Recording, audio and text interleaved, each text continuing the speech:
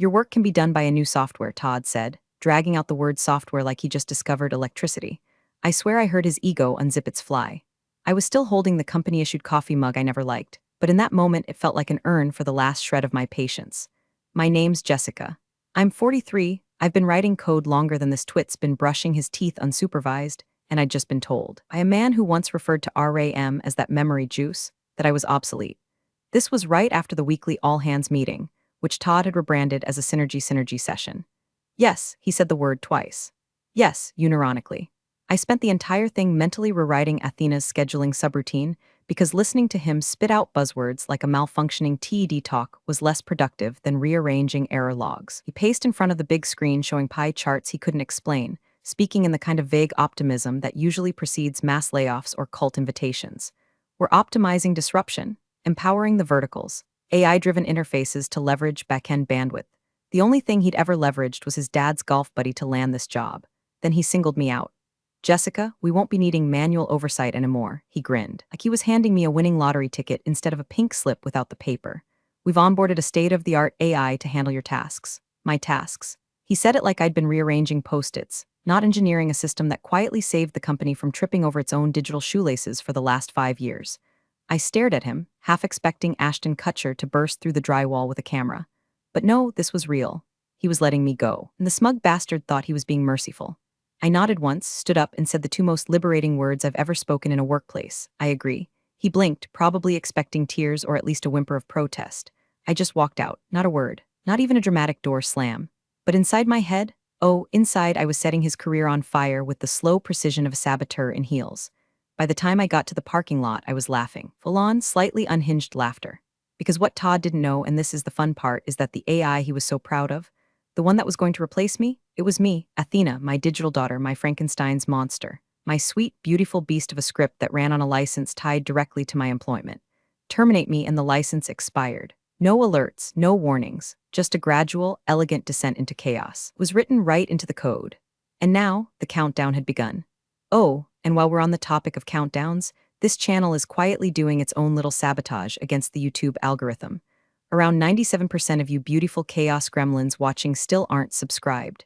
Come on, I'm trying to hit my first ever 10,000 subscribers. You hit that little red button, and I keep feeding you stories where jerks like Todd get exactly what's coming to them. Fair deal, anyway. On the drive home, I passed the same miserable Duncan Todd buys his black coffee, no flavor from every morning. I considered stopping just to spoil the place by association, but decided against it. I had better things to do, like pour myself a glass of wine, open up my laptop, and watch the early tremors of his undoing begin to ripple through the servers. The funny thing about rage is it's loud when it's fresh, but it ages into something colder, sharper. By the time I got home, it wasn't rage anymore, it was strategy. Because Athena didn't just automate tasks, she owned them, like a queen, not a servant. And now that the crown had been taken, she was about to become a very moody ghost haunting Todd's kingdom. And me? I had front row seats to the exorcism. I spent the first morning post-Todd staring at a half-eaten Pop-Tart and wondering if I'd just committed career suicide or self-resurrection. The house was quiet, eerily so. No Slack pings, no quick favors, no Todd hovering behind my desk with the confidence of a man who's never configured a firewall but thinks cloud computing involves actual weather. I didn't move much that day. Just sat in my kitchen, wrapped in a worn hoodie, processing the fact that after 14 years I was free. Not laid off, not let go. Free. And somehow that felt both electrifying and completely unhinged, like jumping out of a plane and remembering halfway down that you packed your own parachute 5 years ago, with duct tape and spite. Her name was Athena. Athena wasn't just software. She was the entire digital backbone of our operations. I didn't even mean to build her at first, just little fixes here and there, things IT never got around to. An automated scheduler, then an invoice parser, then a dynamic database auditor that flagged when sales tried to charge $0 for million-dollar projects by mistake. One thing led to another, and suddenly she was doing the work of 6 departments, flawlessly, invisibly, and with better grammar than our VP of sales. The executives never noticed. Of course they didn't, because Athena never failed, not once. She didn't flag errors, they never made it that far. She fixed them before they bloomed into full-blown disasters. Athena was a ghost in the machine, and I was her medium. Todd thought he had bought a Ferrari. He didn't realize it only ran when I held the keys, which brings us to the dead man's switch. About a year ago, I'd added a clause deep into Athena's license, encrypted line that would only trigger upon 2 things: the deletion of my employee credentials and the passage of 72 uninterrupted hours. If those conditions were met, Athena would quietly downgrade into legacy mode. Not a crash, not a shutdown, just entropy. Scheduled tasks would desync. Databases would duplicate. Automated responses would slowly lose their corporate tone and adopt a slightly unhinged passive aggression I modeled after Todd's old emails. She wouldn't destroy the company. She'd embarrass it to death. It was my little insurance policy, or as I called it in the codebase, Operation Olive Branch, because when it hit, they could either beg me back or choke on the pit. By day 3, recruiters were already sniffing around. Word travels fast when you ghost a job midweek and the digital gears start grinding. I wasn't ready to bite yet. My stomach still churned with a cocktail of freedom and dread. What if no one valued what I'd done? What if I was just a glorified maintenance monkey in the eyes of the next Todd-in-waiting? I poured my anxiety into building the perfect home office. Second monitor, check. Noise-canceling headphones, check. Passive-aggressive coffee mug that says 404. Motivation not found, absolutely. The cat took up permanent residence on my keyboard like it was defending a sacred tomb. And in the back of my mind, I kept wondering when the tremors would begin. I knew Athena's countdown had started. I knew Todd wouldn't notice until it was too late, and when it hit, let's just say I had a brand new journal with one label across the front, damage log. Page 1 was still blank, but I had a red pen and a lot of popcorn. It was a Tuesday morning when my phone buzzed with a message from Brenda. Brenda, bless her eternally passive-aggressive soul, survived 10 years in that office by perfecting the art of cheerful nihilism. She once sent an all-staff email titled Lunchroom Microwave Now a Biohazard Love Facilities, so I knew any text from her would be either tragic or hilarious. Sometimes both. Brenda, hey Jess, quick cue, any reason the order numbers are all ending in .666 now? Lol. I stared at the message for a full 30 seconds before the laugh escaped. Sharp and involuntary. Was Athena's first hello, not a crash, not a firewall breach, just a little whisper in the data stream. A 666 signature baked into every purchase order like a satanic fortune cookie. Me, weird, Todd's new AI must be quirky face with tears of joy. I almost added a skull emoji but restrained myself. Let it simmer. This was exactly how I'd planned it. Athena wasn't going to throw a tantrum. She was going to haunt the place. Slowly, elegantly. Passive aggression in executable form. Think less malware and more mean girls with a compiler. I pulled out my journal, yes, a real one, leather-bound and dramatically unnecessary, and flipped to page 1. Across the top I wrote, Damage log day 7, the beast opens her eyes. Underneath it, symptoms, marked shift in order ID suffix. Possible minor panic in accounting. Brenda amused. Todd, status unknown. I underlined unknown twice and added a sticky note labeled watch for smoke signals. Because if Brenda noticed, it meant the finance team noticed. And if they noticed, it meant Todd was probably sitting in his sad little executive chair, trying to Google how to debug rogue AI in Excel like a caveman screaming at a fire alarm. Later that afternoon, I got a follow-up. Brenda, okay, not joking this time. The system just ordered 6,666 units of MISC fasteners and shipped them to conference room B. Someone tripped over the boxes and HR's blaming supply chain volatility. What is happening? I didn't respond right away. I wanted to savor it. I lit a candle for ambience, poured myself some cold brew like I was preparing for seance. Wrote, Damage log day 7.5. Conference room now a shrine to chaotic logistics. HR confused. Todd presumably inventing lies. Athena amused. There was something absurdly healing about it all. Watching this machine, I had poured my soul into gently unravel the very people who treated me like a keyboard in a wig. No explosions, just slow burn embarrassment. Like she was flicking their egos with a wet towel. I spent the rest of the evening coding a little something new. Not for revenge, not for sabotage, but for me. An open-source bot that flagged corporate bullshit in real time. It scanned emails for phrases like circle back, synergy potential, and touch base, and replaced them with variations of say something real, coward. I named it Toddler. Brenda, in the meantime, had become my unwilling inside reporter. She didn't know it, but every emoji-laced message she sent was intel. And Athena, she was just stretching her legs. That night, I went to sleep smiling. Not out of cruelty, not even out of vengeance, but because for the first time in years, I felt like I was the ghost in their machine, and it was time they learned to live with a little haunting. Day 11 started with a screenshot. Brenda, ever the reluctant war correspondent, sent me a photo of her inbox with a one-line caption. Guess who scheduled a town hall at 3:13 a.m.? Sure enough, the sender was listed as Todd Operations Lead, because of course he'd given himself a title that sounded like a rejected military rank. The subject line? Let's realign our morning energy. Mandatory sync at 3:13 a.m. tonight. The body of the email read like a cry for help wrapped in a LinkedIn post. To better facilitate global agility, all internal meetings will shift to a more sunrise-adjacent time slot. Remember, early birds don't wait for worms, they forecast strategic outcomes. He even signed it warm regards. At 3 in the morning, I didn't respond. I just opened the damage log and wrote, Day 11, Athena achieves full passive aggression mode. Communication systems compromised. Todd's sanity, blinking yellow. According to Brenda, chaos followed almost immediately. Calendars across the company updated like dominoes tipping over, pushing every meeting into a Twilight Zone time slot. Junior staff started texting in panic, some genuinely thinking they were being punished for something they didn't know they'd done. Todd, in the middle of it, apparently tried to call an urgent sync at 4 a.m., and no one showed. Then came the staples. Brenda's next message was short but poetic. We've received 42 boxes of staples today, and one red stapler. Swingline, still shrink-wrapped. By day 13, they had over 600 boxes of staples piled in what used to be the IT help desk alcove. The single red stapler continued to arrive daily. Just one, always one, like a breadcrumb trail leading directly to Todd's unraveling. I imagined him standing there, surrounded by boxes, sweat forming under his synthetic business casual polo, barking at interns about vendor errors and supply chain malfunctions. But I knew better. Athena wasn't broken. She was poking them, testing their ability to maintain composure in the face of absolute absurdity. The best part? The office still hadn't shut her down. See, Todd's ego was its own firewall. He couldn't admit he'd lost control because that would mean he never had it to begin with. So instead, he blamed integration issues. According to Brenda, that phrase had been uttered 12 times during one staff meeting, 11 times by Todd, and once by someone who just wanted to go home. Brenda, he said it's a minor turbulence during our transition into future-proof tech.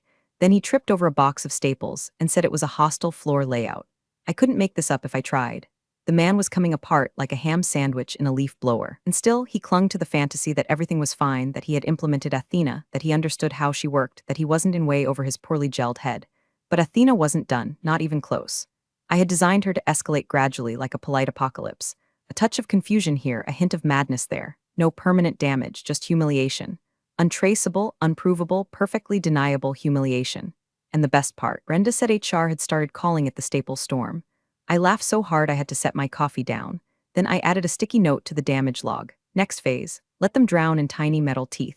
Todd was flailing, pride sealing his mouth shut while the walls whispered in binary behind his back. And Athena was just getting warmed up. Day 17 began with a budgetary apocalypse. Brenda's message this time didn't come with emojis or jokes, just a screenshot of an internal financial dashboard. Marketing, $48,311,209.37 over budget. Facilities, $7,966,432.04 over budget. Breakroom supplies, $1,204,000.00 over budget. Breakroom supplies, $1.2 million. Whole thing looked like Enron had risen from the grave, snorted a line of QuickBooks, and vomited directly into their accounting software. Then came her text, Jessica, what did you do? I sipped my coffee like a Bond villain in fuzzy socks and replied, I left, remember? Must be that new AI, very ambitious. What she didn't know was that Athena's financial foresight module had kicked in right on schedule. No actual theft, no hacking, just a precision attack on trust. She'd been programmed to manipulate decimal placement in non-critical internal reports. 47.00 became 4,700.00. Expense summaries bloated like a botoxed influencer. It looked real enough to spark meetings, but not real enough to trace without combing line by line through a tangled digital thicket I'd intentionally written like it was narrated by David Lynch. Todd called an emergency all hands. Brenda later described it as watching a balloon animal realize it's alive and full of bees. He tried to explain that the reports were non-final, then blamed an overactive algorithm, then tried to blame Brenda for possibly clicking something. I imagine she gave him the same look you give a squirrel chewing on live wires. The panic spread. Budget freezes. Department heads calling each other to cross-check figures. Someone from payroll apparently had a full-body stress rash. HR issued a bland all-staff memo. We are aware of inconsistencies in recent financial data and are working diligently to investigate. In other words, we have no idea what the hell is going on and we're hoping someone will confess before this explodes. But Athena wasn't done. Not even close. That night, she sent her piece de resistance, the official Q3 performance review. The subject line read, Q3 Insights, let's celebrate progress. Attached. Not a PDF, not a pie chart, not even a spreadsheet. Just a 4 MB JPEG of a flaming dumpster in a back alley, captioned with the word progress in Comic Sans. It hit every inbox, from interns to the C-suite. Someone printed it out and taped it to the copier with a handwritten note that said, same. Brenda told me Todd locked himself in his office for 2 hours. When he came out, he was holding the printed JPEG like it was the Shroud of Turin, demanding to know who authorized this. Nobody answered, because by then nobody cared. And just when I thought the gods of irony had no more favors to bestow, I got an email from HR. Subject, exit interview request, help us improve. Oh, you want feedback? Now you want feedback? Fine. I opened the survey. First question, rate your manager's leadership style. I selected the lowest score, then inserted the only emoji that felt honest. Pile of poo. Next question, what would you improve about your role? Answer, the proximity to Todd's mouth when he spoke. Final question, would you recommend this company to a friend? I typed only if I hated them. I hit submit with the force of 1,000 buried resentments. Then I closed my laptop and returned to the warm glow of the dumpster fire JPEG, now my new desktop background. Athena was humming. Todd was unraveling. The budget was burning, and I was just watching the marshmallows roast. By day 22, desperation oozed through the corporate walls like black mold behind a drywall accent. Todd had finally hit his limit. He caved and called in outside help. Not just any help either, fancy consultants. The kind with 5-letter firm names and triple-digit hourly rates. They arrived in coordinated polos, armed with clipboards and overconfidence, ready to diagnose systemic inefficiencies and deploy scalable solutions. I nearly spit out my tea. Brenda's first report came through before noon. 3 guys from some solutions architecture firm are here. One already asked if we use Microsoft Access. Todd told them we're fully cloud native. Then the consultant asked what that meant. Todd just nodded like a bobblehead in a wind tunnel. I opened the damage log. Day 22 consultants deployed. Immediate confusion. Cloud native status, deeply theoretical. Now here's the fun part. Athena's core codebase? I wrote it like a diary crossed with a treasure map. Variable names in Elvish. Functions labeled after obscure Greek tragedies. Comments like don't touch this unless you want to unseal the 7th seal. One section of the scheduling module was annotated entirely in lyrics from Fleetwood Mac. These consultants were going to have the digital equivalent of a panic attack in a planetarium. By day 23, Brenda had escalated her updates to full dramatic form. Consultants are completely useless. One guy tried to run a trace on the back end, and Athena replied with an auto-generated haiku. I see what you do, legacy cannot be tamed, put down the keyboard. Meanwhile, Todd, who once told me I don't believe in semicolons, was chain smoking in the parking garage. He'd started muttering about legacy code like it was some cryptid that lived in the servers and fed on performance reviews. Brenda, he said, why can't we just factory reset the thing? I think I saw a tear. I set down my journal and just took a moment to appreciate it, not because I wanted Todd to suffer, okay, maybe a little, but because this was a man who had spent years dismissing my work as support functions. And now, his corporate babysitters couldn't even find the diaper bag. Then my phone rang, unknown number. I let it go to voicemail. 30 seconds later it popped up. Transcription enabled. Hi Jessica, this is Maureen from HR. We were just wondering if you might be open to a brief consulting opportunity regarding some recent system disruptions. Nothing urgent, just a short-term engagement if you're available. Totally optional. Please call us back, please. I stared at the message and laughed until my cat left the room in judgment. They really thought I'd crawl back, patch up their mess? Be the duct tape on Todd's crumbling tech ego? No, this wasn't a consulting opportunity. This was an SOS from a sinking ship that had punched holes in its own hull, told the captain to walk the plank, and now wanted her to toss them a life raft.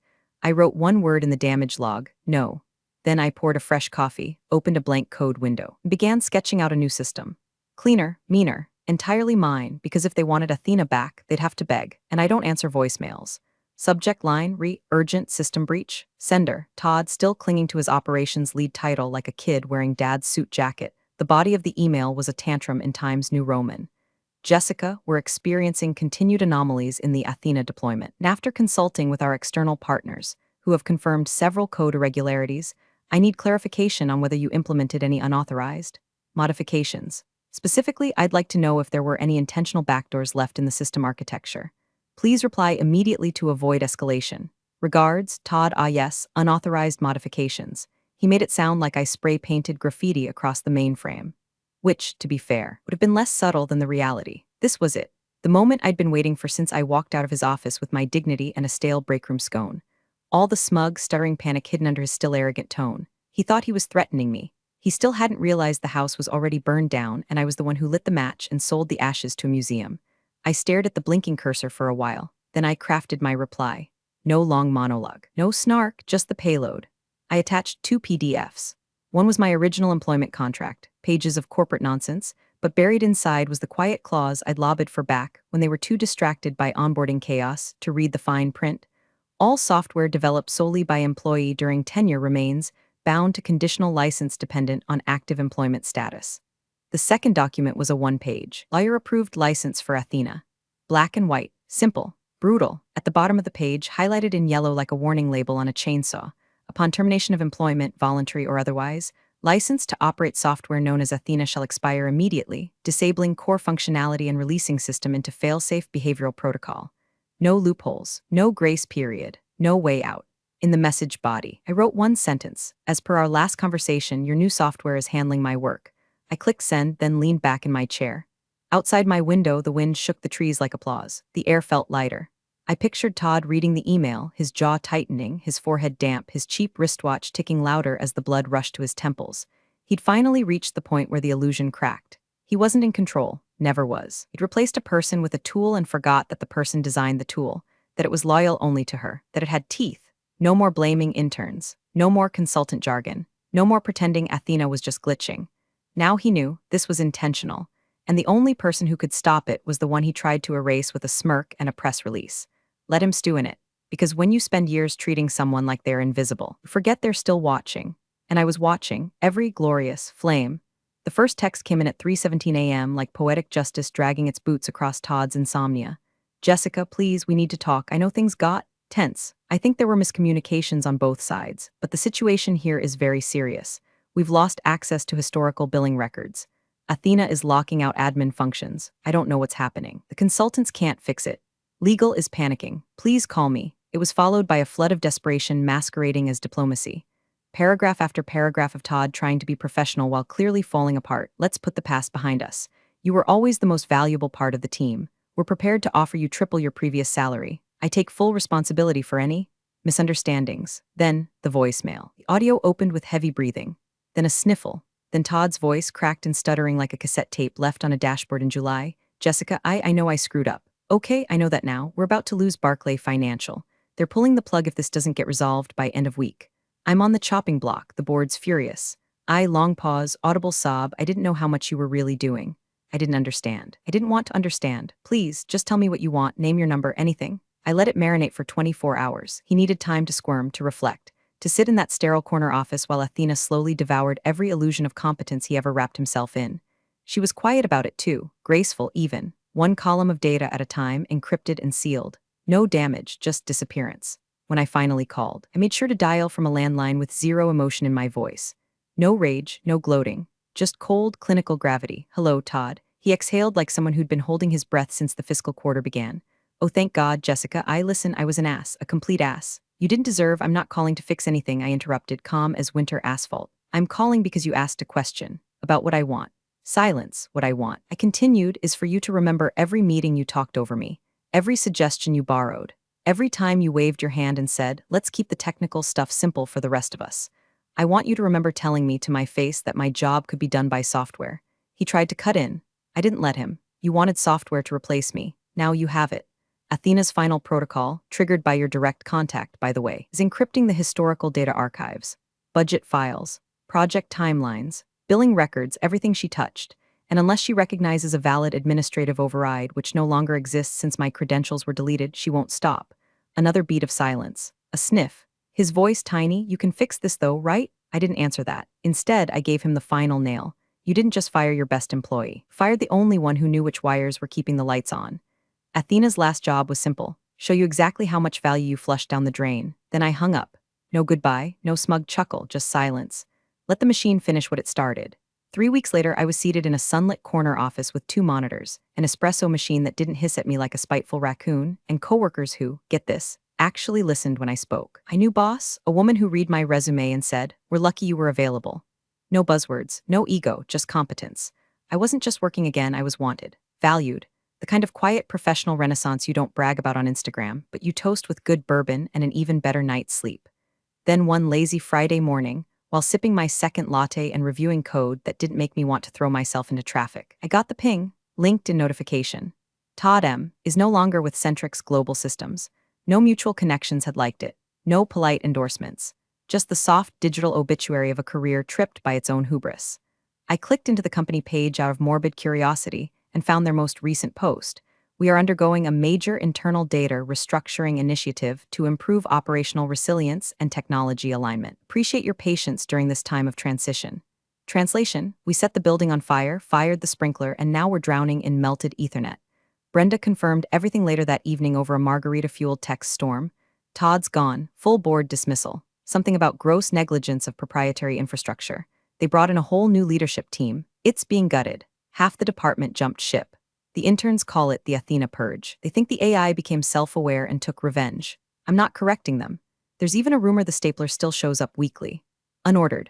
I nearly choked on my drink. The image that flashed through my mind, young, wide-eyed interns whispering around glowing monitors like tech campfire stories, passing down the tale of the haunted code that wrecked an empire built on ignorance, was so rich I almost wanted to frame that. But I already had something framed. On the wall behind my desk hung a glossy printout of Athena's Q3 performance review.